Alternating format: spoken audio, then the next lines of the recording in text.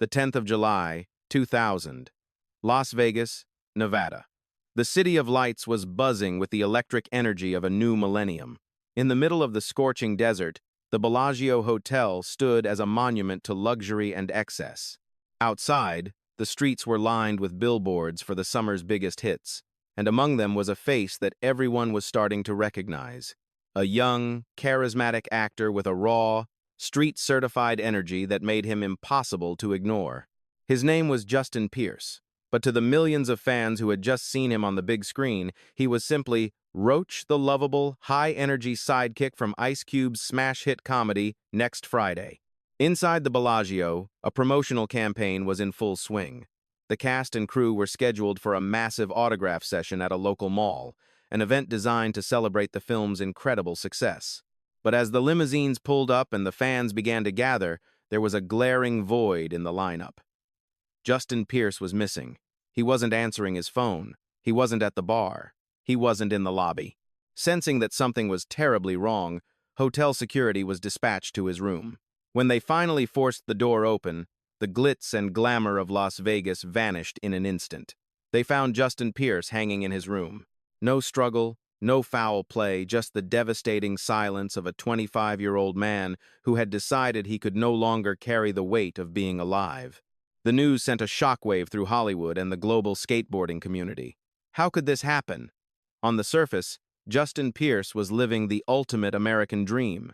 He was a homeless kid from the concrete jungles of New York who had defied every statistic to become a legitimate movie star. He had just starred in a film that opened at #1, grossing over $14 million in its first weekend. He was young, he was handsome, and he was talented. He had just married a beautiful stylist and reportedly had a young daughter. To the outside world, Justin Pierce had everything, but the reality was far more haunting. The man who made millions of people laugh as Roach was secretly drowning in a sea of trauma, addiction, and a profound sense of isolation that no amount of fame could heal. This is the central paradox of Justin Pierce's life. The boy who sought freedom on the four wheels of a skateboard ended up feeling trapped by the very spotlight he had fought so hard to reach. He was a pioneer of the 1990s street aesthetic, a raw talent discovered in Washington Square Park who helped define an entire generation of indie cinema. He was the heart of the controversial masterpiece Kids, a film so visceral and honest that many believed it was a documentary. Yet, as his career ascended toward the stratosphere of mainstream Hollywood, his soul seemed to remain tethered to the dungeon, the dark basements and rough streets of his youth. He was a man of two worlds, a street legend who couldn't stomach the artificiality of Los Angeles, and a movie star who couldn't stop living like a runaway. Perhaps the most chilling detail of his final act was the discovery of 2 suicide notes left on his hotel desk. To this day, the contents of those notes have never been made public. They remain a sealed testament to a pain that was too deep for the world to see. Was it a moment of drunken impulsivity, as some of his closest friends believed? Or was it the final, calculated escape of a man who had been running since he was 15 years old? To understand the tragedy of the Bellagio, we cannot simply look at the end. We have to look at the beginning. We have to go back to the fractured homes of the Bronx and the rough pavement of Manhattan, where a young boy with a London accent and a broken heart first stepped onto a skateboard and decided that he would rather crash at full speed than follow the rules of a world that had already abandoned him. To understand the ghost in the Bellagio, one must first understand the boy from the Bronx. Justin Pierce was born in London on the 21st of March, 1975, a detail that many people forget. His early childhood carried the faint echoes of British civility, but that was quickly traded for the grit and survivalist energy of New York City. By the time he was a young child, his family had relocated to Manhattan, eventually settling in the diverse but demanding neighborhoods of the Bronx. He attended PS7 for elementary school and later JHS 141 inches, the Riverdale section. For a time, Justin was just another face in the New York City public school system, a kid with a sharp accent and a restless spirit, trying to find his footing in a city that never stops moving. The turning point that would define the rest of his life came when he was just 15 years old. It was the year his world collapsed. His parents decided to divorce. While divorce is a common reality for many, for Justin, it was a cataclysmic event. It shattered his sense of stability and belonging. The emotional fallout was immediate. He was uprooted from the streets he knew and moved to Pennsylvania with his mother, a transition that felt less like a new beginning and more like an exile. Away from his friends and the familiar concrete of New York, Justin began to unravel. He felt like a stranger in a strange land, and the resentment he felt toward his situation began to manifest as open rebellion. In Pennsylvania, the friction between Justin and his mother reached a breaking point. He was no longer the student his teachers expected him to be. He became a ghost in the classroom, skipping school for days at a time to find solace in the only thing that made sense to him, his skateboard. To Justin, the board was more than a toy. It was a vehicle for escape. It was the one thing he could control in a life that felt increasingly chaotic. He didn't care about grades or a future career. He cared about the physics of a kickflip and the sound of polyurethane wheels on pavement. Eventually, the tension at home became unbearable. At an age when most kids are worrying about prom or driver's licenses, Justin Pierce made a choice that would seal his fate. He packed his bags and ran back to New York City. Returning to the city without a home or a safety net, Justin fell into a lifestyle that was as dangerous as it was liberating. He found refuge in a place that the local skaters called the Dungeon, a cramped, dark basement in Manhattan where a group of runaways and misfits lived like a tribe. It was here that he truly became a child of the streets. Among this group was another legendary figure, Harold Hunter, a charismatic black skater who had faced his own tragedies. Harold's parents had struggled with drug addiction, and he saw a kindred spirit in the broken white kid from the Bronx. They became inseparable, the core of a crew that spent their days skating Washington Square Park and their nights drinking, smoking, and stealing just to get by. By the time he was 19, Justin was technically homeless, drifting between the dungeon and the couches of various friends. But in the world of skateboarding, he was becoming a king. He was a founding member of the original Zoo York team, a crew that brought a raw, East Coast aggression to a sport that was previously dominated by the sunny, polished style of California. His talent was undeniable.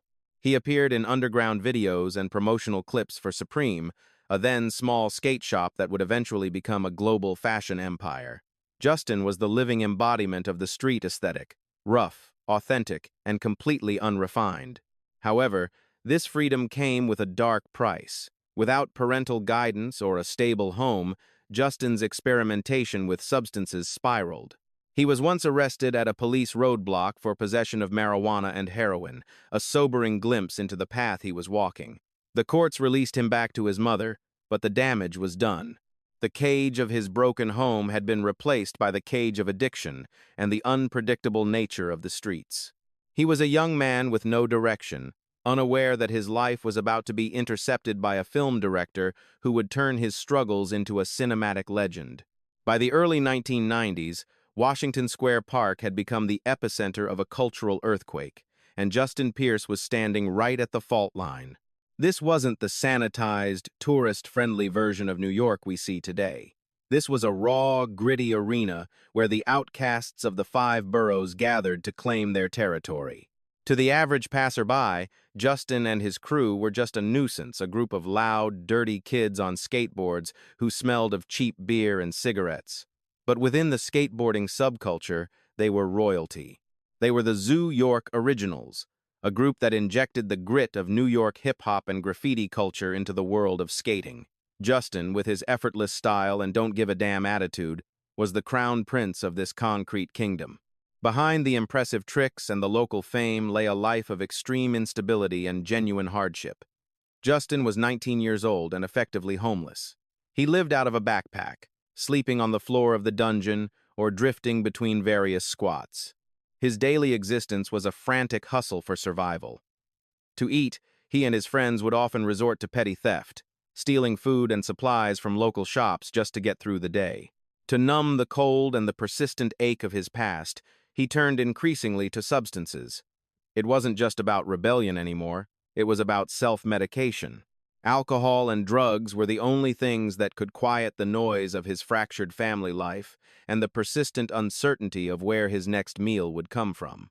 During these years, Justin's bond with Harold Hunter deepened into something more than just friendship. It was a brotherhood of the broken. Harold, with his infectious smile and larger-than-life personality, acted as the glue for their crew. Both boys were products of trauma, Harold having lost his parents to the drug epidemic, and they looked out for each other in a city that seemed designed to swallow them whole. They were the leaders of a multi-racial, tight-knit group that included black, white, and Hispanic kids from every corner of the city. In a world that was often divided by race and class, the asphalt of the park was a neutral ground where only your skill on a board and your loyalty to the crew mattered. Justin found the family he had lost in the PS7 elementary school days among these skaters. Then, one afternoon in 1994, the trajectory of Justin's life changed forever. While he was skating near the park's iconic arch, he was approached by a man named Larry Clark. Clark was a photographer and filmmaker in his 50s who had spent decades documenting the darker corners of youth culture. He was in New York to film a project called Kids, written by an 18-year-old skater named Harmony Korine. Clark wasn't looking for professional actors. He wanted the real thing. He wanted the dirt under the fingernails, the genuine slang, and the raw, unpolished energy of the New York streets. When he saw Justin Pierce, he knew he had found his star. Justin had a magnetism that couldn't be taught, a combination of vulnerability and aggression that jumped off the screen. Initially, Justin was skeptical. To a street kid who had spent his life avoiding authority and the police, a middle-aged man with a camera seemed suspicious. But Clark was persistent, and Justin eventually realized he had nothing to lose. He was homeless, broke, and facing a future that looked increasingly grim. The role of Casper was offered to him, and in many ways, it wasn't a role at all. Casper was the ultimate street survivor, a wild, drug-using, fast-talking teenager who navigated the city with a mix of humor and nihilism. It was a mirror image of Justin's own life.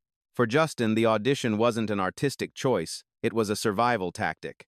The production of Kids would eventually become the stuff of cinematic legend. But for Justin and the rest of the crew, it was just another summer in the city. The financial compensation was minimal, with Justin famously stating later that he only received about $1,000 for the entire project. At the time, however, $1,000 felt like a fortune to a kid who had been stealing beer to survive. They were often provided with marijuana on set to keep their energy authentic, a move that would later draw intense criticism. Justin was entering a world of professional filmmaking, but he was bringing the chaos of Washington Square Park with him, a collision of worlds that would produce a masterpiece, but also set the stage for his eventual downfall. When Kids finally hit the screens in 1995, it didn't just premiere, it detonated. The film was unlike anything the public had ever seen. It felt less like a scripted movie and more like a voyeuristic, terrifying documentary about a lost generation. At the center of this storm was Justin Pierce, playing the role of Casper.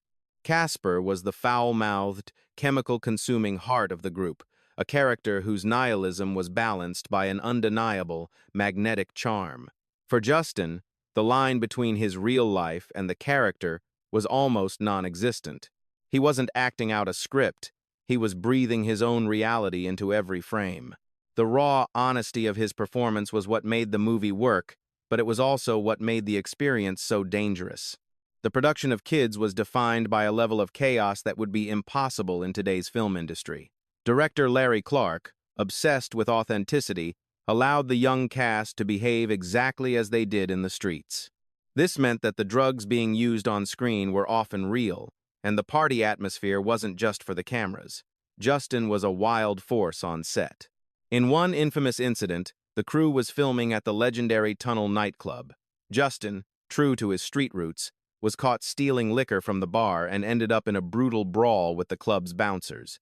He finished the night with a broken wrist, an injury that had to be written into the movie. This was the reality of Justin Pierce. He didn't turn his street instincts off just because someone yelled action.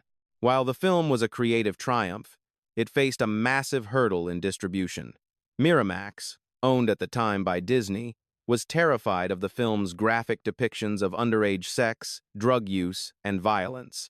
Disney refused to be associated with such controversial content, and the film faced the threat of being buried. To save the project, Harvey Weinstein took a massive gamble. He created a completely separate production company called Shining Excalibur Films specifically to release Kids without a rating.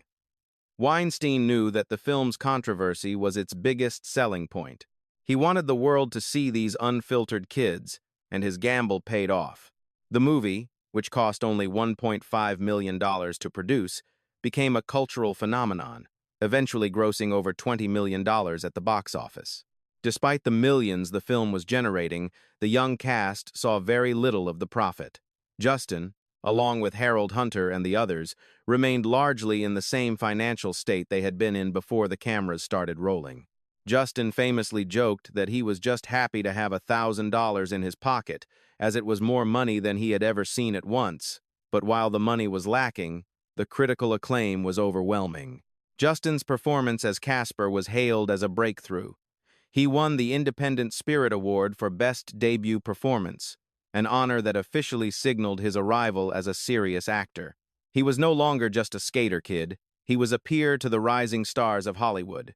The success of Kids launched the careers of several major talents, including Chloe Sevigny and Rosario Dawson. But for Justin, fame was a double-edged sword.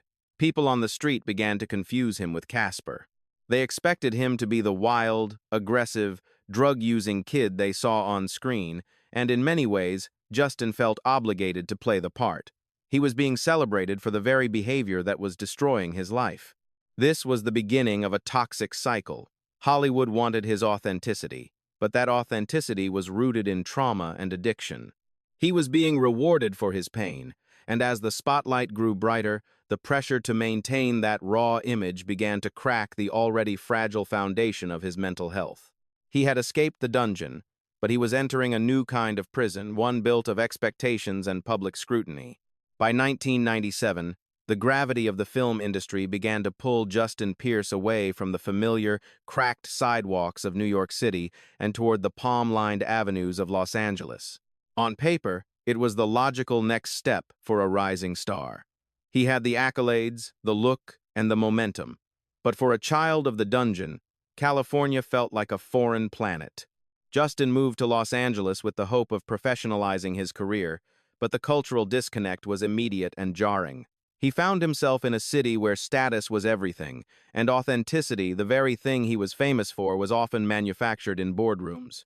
In interviews, Justin was vocal about his disdain for the Hollywood machine, famously stating that people in L.A. didn't seem real to him. He was a man who valued street-level honesty, and he found the relentless networking and superficiality of the West Coast soul-crushing. Despite his inner turmoil, Justin's talent continued to shine through, landing him roles that proved he wasn't just a one-hit wonder from a niche indie film. He starred in A Brother's Kiss as a young version of Lex, working alongside heavy hitters like John Leguizamo and Michael Rappaport. That same year, he delivered a powerful performance in the HBO classic First Time Felon, playing a character named Eddie. In this film, he shared the screen with Omar Epps and Delroy Lindo, holding his own against some of the most respected actors in the business. These roles showed a different side of Justin, a maturing actor who could handle complex, dramatic material. Yet, even as he climbed the ladder of success, he remained a ghost in the Hollywood system. He would often disappear back to New York for weeks at a time, desperate to reconnect with his skating roots and the friends who knew him before the cameras started rolling. The transition to California also exacerbated his struggles with substance abuse.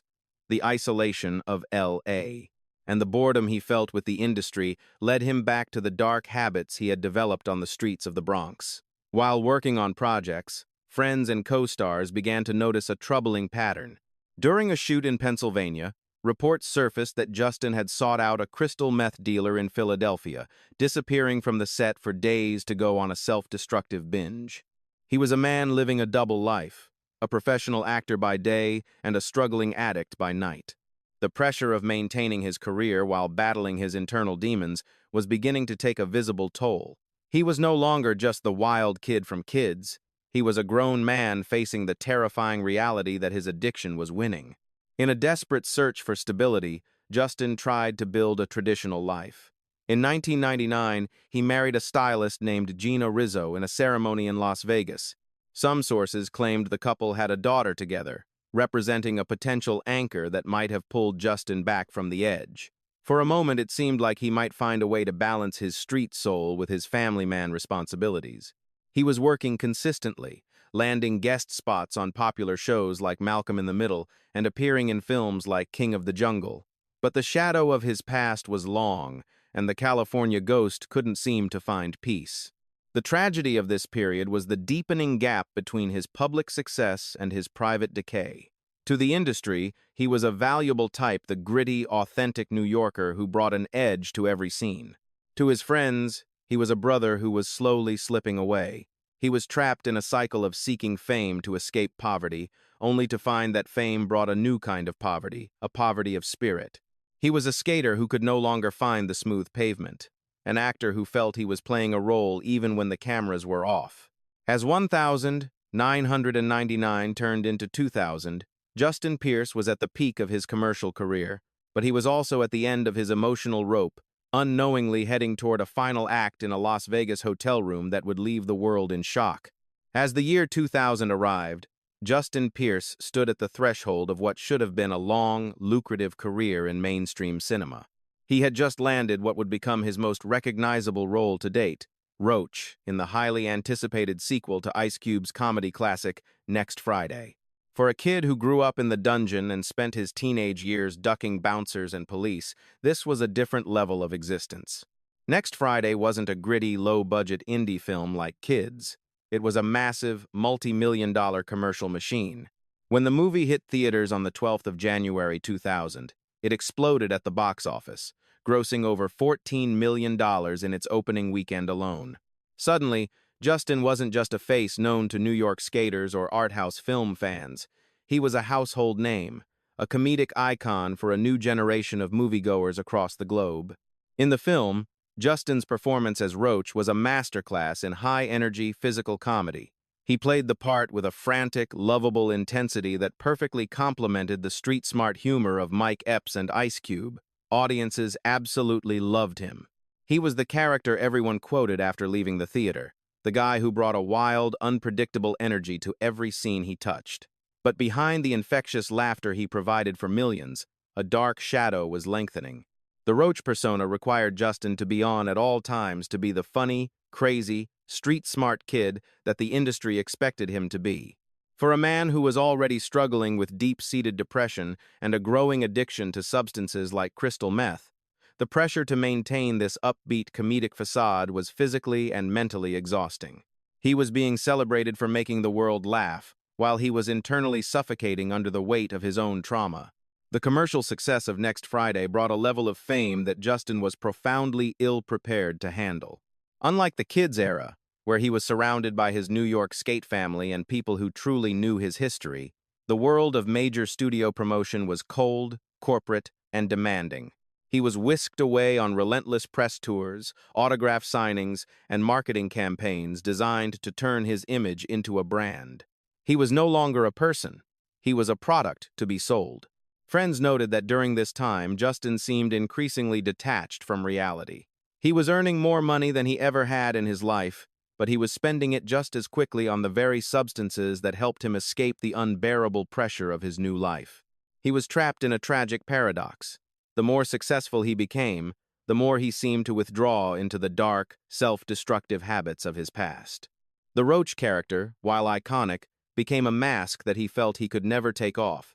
By the summer of 2000, the strain was becoming visible to those in his inner circle. There were persistent whispers that his marriage to Gina Rizzo was in serious trouble and that the demons he had been running from since his parents' divorce in the Bronx were finally gaining ground. In July, the Next Friday cast and crew traveled to Las Vegas for a major advertising and promotional event. It was supposed to be a celebration of their success, a victory lap for a film that had defied the odds. But for Justin, Las Vegas was not a playground. It was a place of extreme temptation and crushing isolation. The bright, artificial lights of the Strip served only to highlight the profound darkness he felt inside.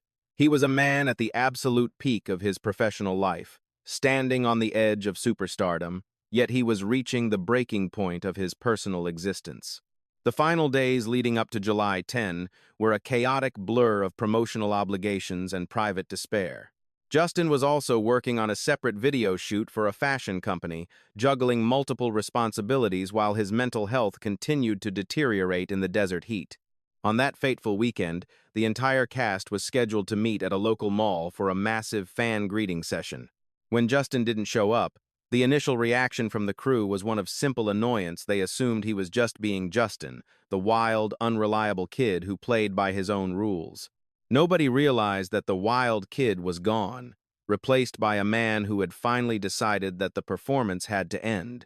The shadow of Roach had become too heavy to carry, and the bright lights of Hollywood were no longer enough to keep the ghosts of the Bronx at bay.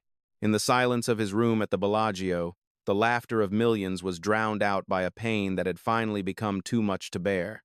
The discovery of Justin Pierce's body in the Bellagio hotel room on the 10th of July 2000 marked the end of a life, but it was also the beginning of a haunting mystery that still lingers in the halls of Hollywood and the skate parks of New York. The initial shock of his suicide was followed by a desperate search for answers. Why would a man on the brink of becoming a global superstar take his own life?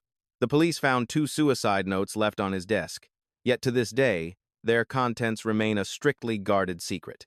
This silence has fueled decades of rumors, stories of a crumbling marriage, a hidden daughter, and the crushing weight of a fake Hollywood lifestyle that he could no longer stomach.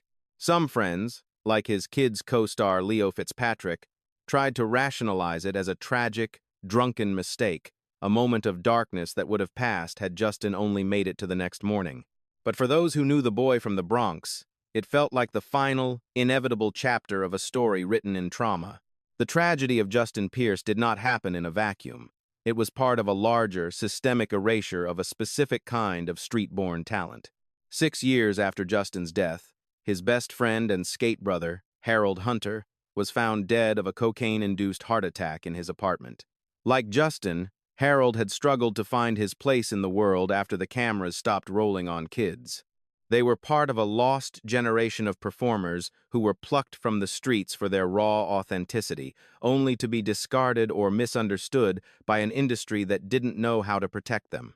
The very things that made them stars, their proximity to danger, their unpolished edges, and their survival instincts, were the same things that eventually consumed them. Today, many of the cast members from Kids look back on the film with a mix of pride and profound sadness, describing the stereotyping and the psychological toll of being discovered but never truly supported. Justin Pierce's legacy is etched into the asphalt of New York City and the history of independent cinema.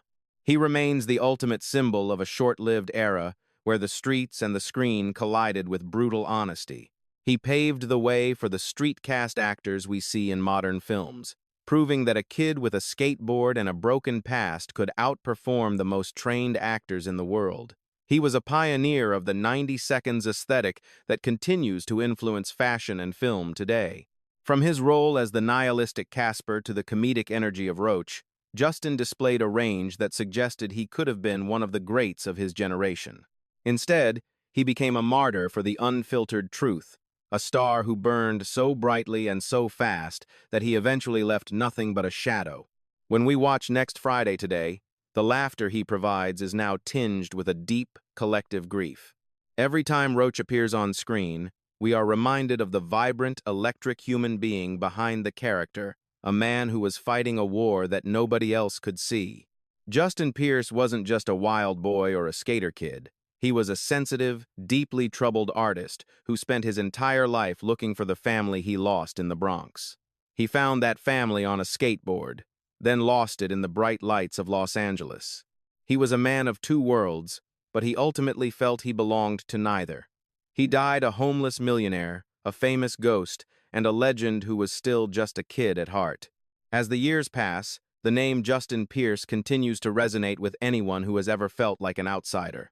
He is remembered not just for the way he died, but for the way he lived with a fierce, uncompromising loyalty to himself and his roots. He was a reminder that authenticity has a price, and that the world often demands the most from those who have the least to give. His story serves as a cautionary tale for the industry, a call to protect the vulnerable voices it exploits for entertainment.